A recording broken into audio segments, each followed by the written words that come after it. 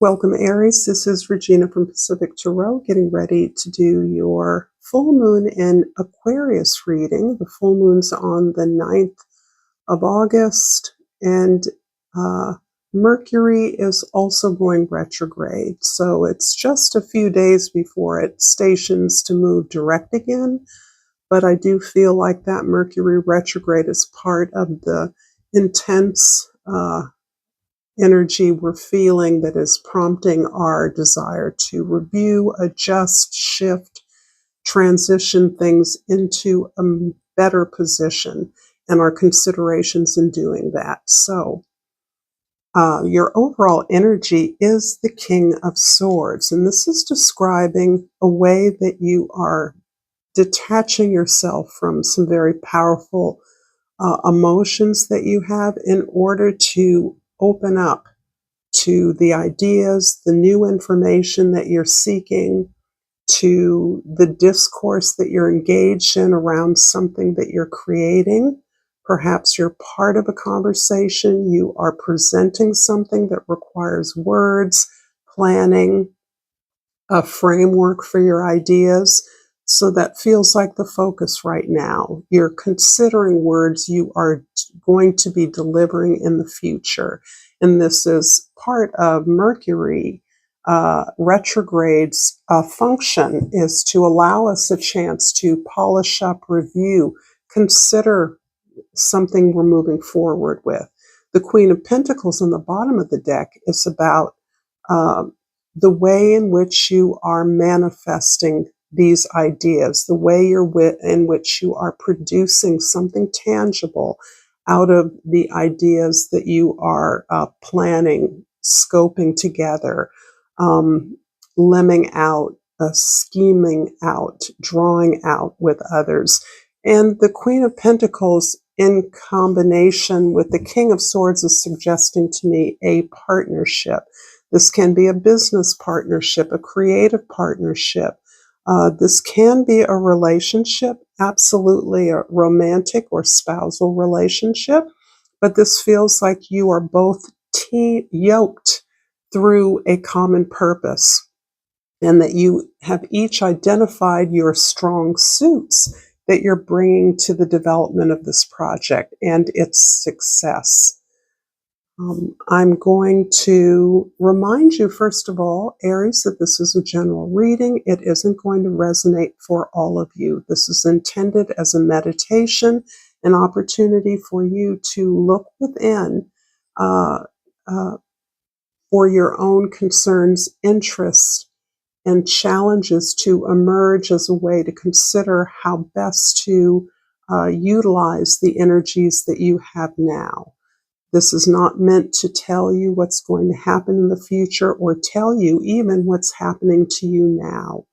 If it doesn't work for you, that's fine. I welcome you to check other placements, and you may find a message there for you. So for your overall energy here, we have the Lovers. This is describing the way you see yourself in the world, your position, and the way others see you. The Lovers here is absolutely redescribing this energy of joining, connecting deeply, authentically with someone in order to perform some important work. The work that you're intending to perform is something that is going to be bigger than you and your partner or collaborator or team of collaborators. You have a lot of experience with this person, so in that way it could be a very long-term friend or a long-term partner that you have developed, grown together, and you've come to a place where you understand how your energies mesh well together. So in working together, in being connected, you understand what works for you, and you're already fairly well versed in being able to communicate that to one another, which is what makes this such a potentially productive exercise that you're engaged in at this moment. I have no idea whether this is something that you're beginning or something you've been doing for a while, but it is something that has been growing at a pace that accommodates both or all of you that are involved in this project. And your goal is really what's most important to all or both of you, and that is this longer term impact, one that is an expression of benefit to you as a priority and one that you can share with others for their benefit. I'm going to turn over this glyph oracle card. Number 50 may be important to some of you. Certainly this reduces to 5, which is about change. So this encourages me that you are shifting, adjusting a project in order to accommodate the full range of your experience, your gifts. Your considerations are very thorough. You have built the idea of this thing for a while, and you are performing something that is supporting the transition and well-being of others. I'm going to read to you from the Oracle Guidebook here, and I have found the rainbow. Throughout history, the rainbow has captivated the human imagination with its ethereal beauty and elusive nature. In many ancient cultures, a rainbow was seen as a bridge between realms. It was believed to be ephemeral, celestial pathway traversed by gods or spirits linking the mortal world to the heavens. In Norse mythology, the rainbow bridge Bifrost connected the realm of Midgard, Earth, to Asgard, the realm of the gods. Similarly, in Greek mythology, ARIES, the messenger of the gods, used the rainbow as a pathway to deliver messages between the heavens and the earth. That is Mercury. The appearance of a rainbow after a storm is often interpreted as a symbol of hope and renewal, a sign that brighter days lie ahead, even in the midst of adversity. So I like this. Mercury is deeply already embedded in this reading. I'm curious as to whether one or either among your collaborators is a Gemini or a Virgo. Those are those skills, the ability to communicate, to be open to learning, to find new ways to learn is key. And what I have picked out, what stands out to me from the various keywords of the card is that you are being supported during emotional cleansing and healing. Be aware of your thoughts and the power of your thoughts. So this is really also, for me, connecting up with the idea of Kundalini, this coiled serpent that sits at the base of your spine that helps you to align your chakras in your development, evolution of awareness, self-consciousness, so that the hope that you're experiencing is about your offering of some gift to others, that something that has benefited you greatly, that has helped you personally to heal, to cleanse, to be prepared, to renew, to replenish, is a part of what you are preparing.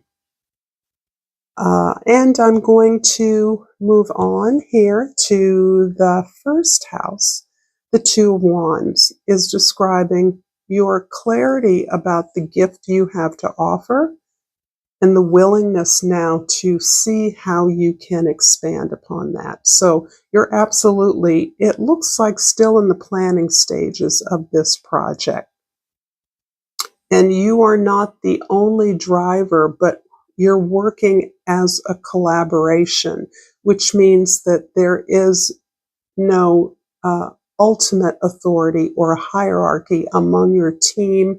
This is a balanced, harmonious, equitable working group that acknowledges the strengths of each member, allows each to lead in the direction of their strengths. and also the ability to understand that the intention, the goal is to share what you have with others. And it looks as though you're moving into some very unfamiliar terrain, but the confidence of who you are and your gifts is giving you that ability to move forward. I'm picking up a sense of anxiety around this leveling up, if you should say. I think the power of your thoughts, your words, your plan is not new. Your belief in yourself is. And that is, as part of any healing process, causing you to recognize that you're in a new arena. You're willing to move past uh, old blocks, old restrictions, old expectations.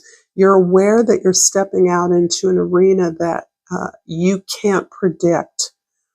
You're excited by that, but you're also anxious about it because there's so much that you've had to let go, so much you've had to release in order to, or process in order to be at a place where this is a possibility for you. Not only a possibility, but a probability. In the fourth house, the Three of Pentacles is about, wow, this is a grounded collaboration. You are working productively to create something beautiful, practical, and resourceful with others. Equity it keeps coming up here, not only among members of your team or within your partnership, but the way that you are scaling your offer, the way that you're putting forward the information that you want to share. It's about making it useful to all people. No matter where your information comes from, you recognize that if it has benefited you, then it can benefit others. And there is a real humility, I feel, that is about this experience that you are embarking upon, something that has leveled your sense. In some ways, I'm thinking Aries, you're fiery, you're confident, you're bold, you're out there with your needs. And there's something about this collaborative process, not just with your team, but with all of the other stakeholders that you are interacting with. There's a sense of understanding, even if you and a team are driving this, that you have to work with everyone in a way that gets the work done in the best way possible, that achieves the most productive results. And there's a sense of humility, I feel, that's part of this cleansing that you're experiencing. The support for the healing that you are experiencing. And in the seventh house, your significant other's the Ten of Swords. This is about letting go of an old life, particularly for those of us that believe we have buried all our skeletons, that we have done all the work, we've let go of all the things we need to let go of.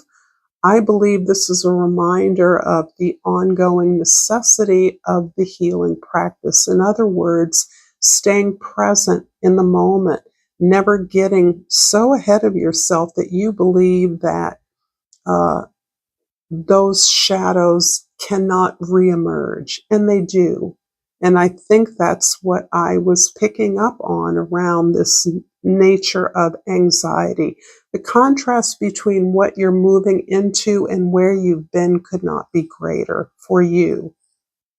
So you can be grateful for all the experiences, the challenges that helped you understand who you are better and stripped you of false expectations that have humbled you, that have forced you to invest in your own belief system that resonates for you. This isn't something you inherited. You had to create this yourself. But the change it is bringing about, it's almost as though a clean slate here. The rainbow is after the rain, right? This is the refresh. The sun is out. The birth is occurring. The rebirth is occurring. You've been purified. You've been cleansed through your own efforts. And that is a contrast. The fear of slipping back into something, or of the way things used to be, the anxiety that you used to carry around as if it were your own, is something that you are keenly aware of and sensitive to. You're very afraid of repeating past patterns, and that is simply an anxiety, says Pacific Tarot. If this reading is resonating for you, please like this video. Please share this with others if you think it would be helpful for them. I enjoy your comments. Subscribe to my channel, Pacific Tarot. It is important for me that my message is heard by more and more people. So thank you to all of you that do comment, share your appreciations, your thoughts, how you're processing things. I love it. It really fuels me. So in the first house, before I do that, I'm going to read the bracken. This is from Seed and Sickle. The bracken, number 3. I'm going to read different aspects of it. This deck comes with 2 oracle guidebooks. One is for dusk and one is for dawn. I'm going to start with the dusk guidebook because there's a lot here about your inner evolution and development, personal development. And so Bracken reads, the mystical golden fern seed is believed to have the power to grant invisibility. The actual existence of fern seeds has never been proven, but the magical reputation of the seed remains, as does the fern's mysterious secret. Do not be afraid to let yourself become invisible for a while. The world does not need to know where you are or what you are doing at all times. Let yourself escape from the public eye until you're ready to return to it. Interesting. I am going to address this in the moment, and then I'm going to read from the other guidebook at the end of this reading. And here I do believe that this is really addressing the need for invisibility. It's addressing this anxiety. This anxiety that is a mixture of incredible hope, lightness, joy, illumination. It's very sparkly. You're feeling that sense of sparkliness inside of you. You're feeling your work has vindicated your effort, your challenges, your heartbreak, your suffering. For many of you, you have suffered incredibly. You've experienced a lot of loss. And you've worked very hard to understand that in the most positive, supportive way possible, so that you are supported throughout this process. But it does not take away our human insecurities about being ready. Can we really do this? This isn't something we ever thought was possible. That level of anxiety, I believe, is about the natural desire to honor Mercury's retrograde motion.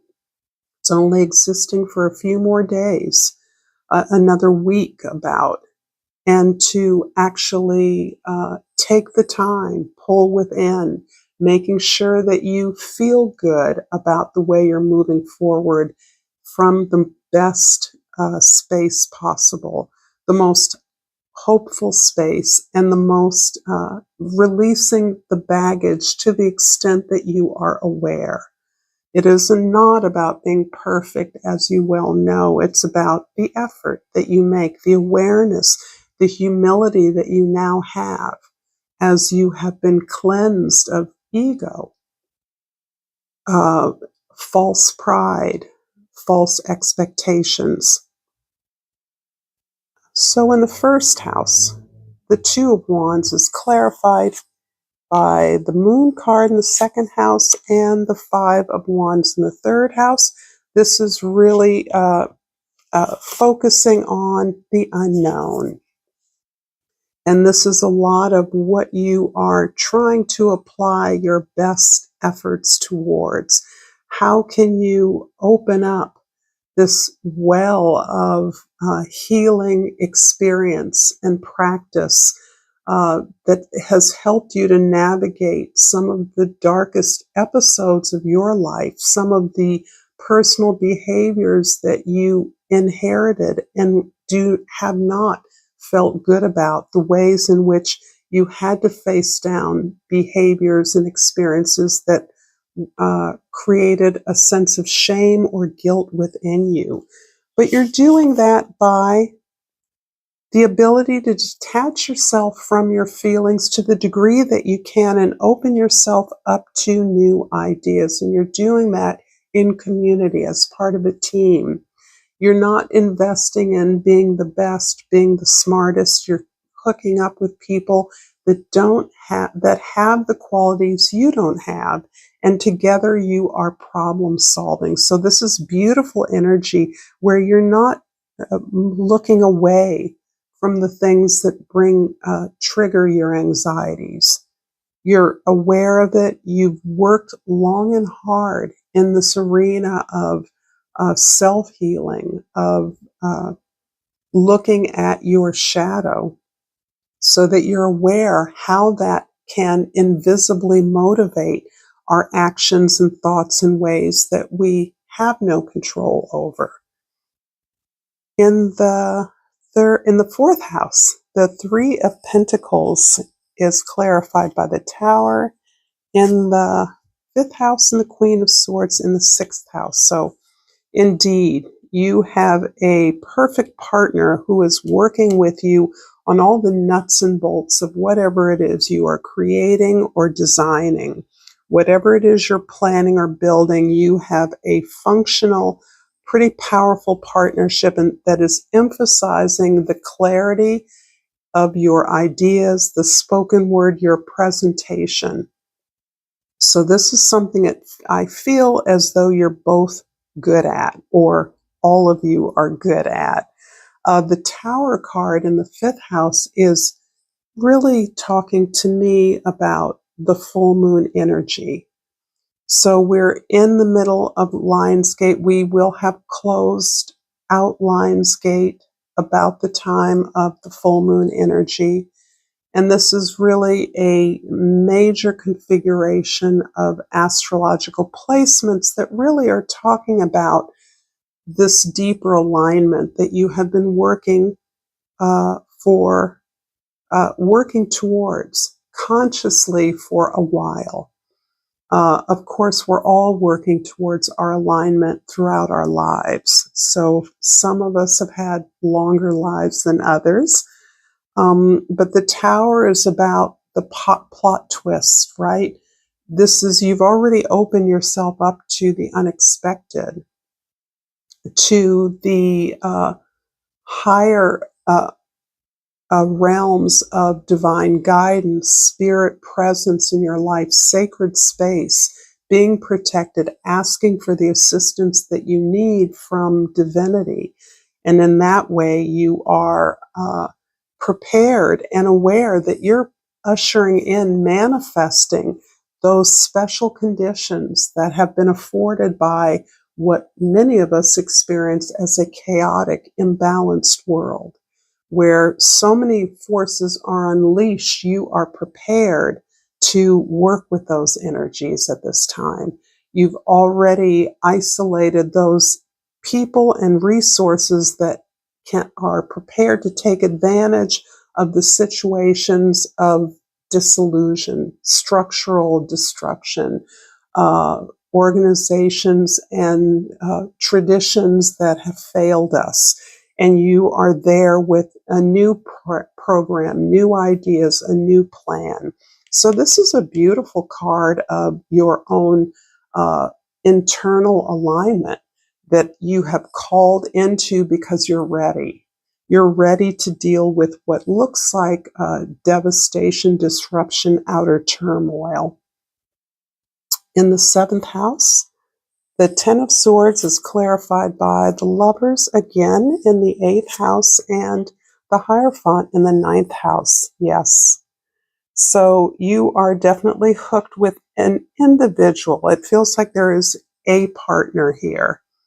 A lot of Mercury energy here where you are operating as though you are twins. You're certainly friends. You're well connected, whether this is a partner, a spouse, a friendship. You are well connected. You work well together. You communicate easily.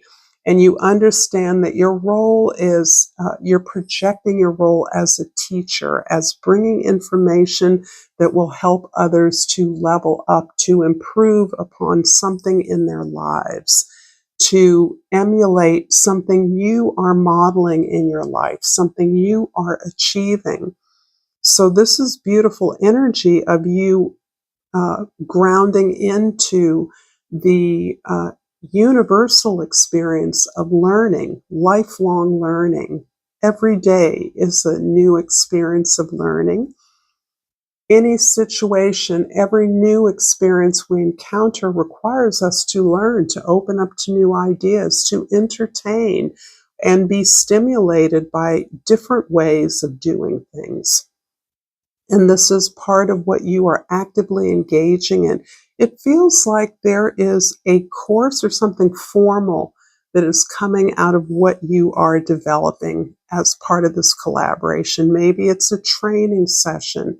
Maybe you're part of a school or a program where you're developing a specific course or lecture. Something like that is coming through. You could also be entertaining interns or an internship.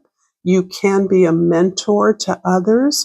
I wouldn't be surprised if a lot of people flock to whatever you're creating in the effort to help assist you as a way of learning about what you're doing. So these possibilities are ones that you are preparing for, you're aware of, and that is making the clarity that you and your partner have all the more essential. So the 10th house, the Lovers, again is clarified by the Judgment card in the 11th house, and the 7th house is 7 of Wands. Yeah.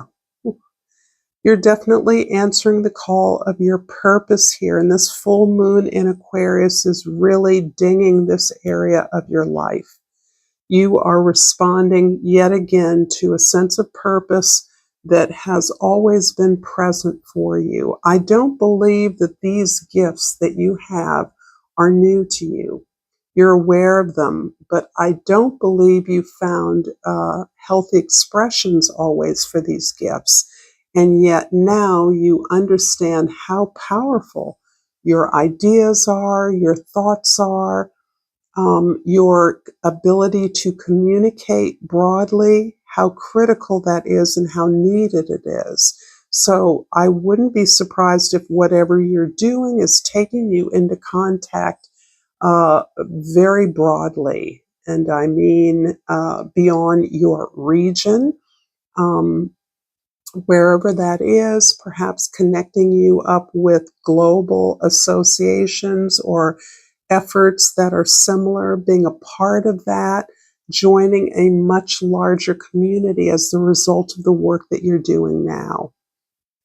But after all this is said and done, the ability to pull in that invisibility cloak is part of what is needed in order for you to exercise your gift.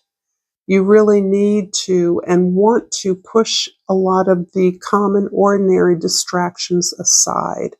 And I'm feeling like that is a struggle for many of you. It's a struggle for everyone, right? To not do the things, not say yes to all the things that you've always said yes to, particularly given the energy that you're working with. However, in order to exercise this gift, to give this plan flesh, you really have to Give yourself the focus that is required. And that focus requires you to stand up and set really clear boundaries with everyone, particularly your loved ones. They're in many ways the most demanding to you because their requests are unspoken, they're understood, they're things you've always done. And to actually say, I'm not going to do that this time, and I need this time in order to do this work. I'm going to read the other guidebook around the Bracken card again. Isn't this idea of invisibility absolutely stunning to me?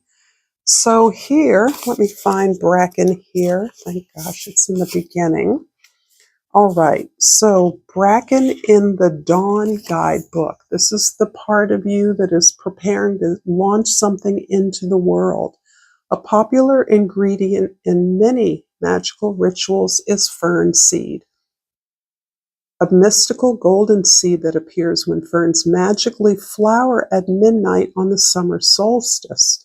The actual existence of fern seeds has never been proven, nor have ferns ever been seen to flower, but the magical reputation of the seed remains, as does the fern's mysterious secret. Take your cue from those who would wait an entire year for the seed's brief appearance. Exercising patience will benefit you most here.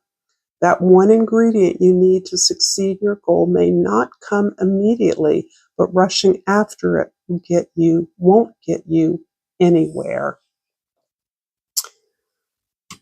I hope you've enjoyed this reading. Check out the content here if you've enjoyed this content. I appreciate your likes and your subscribes always. And until next time, Aries, namaste.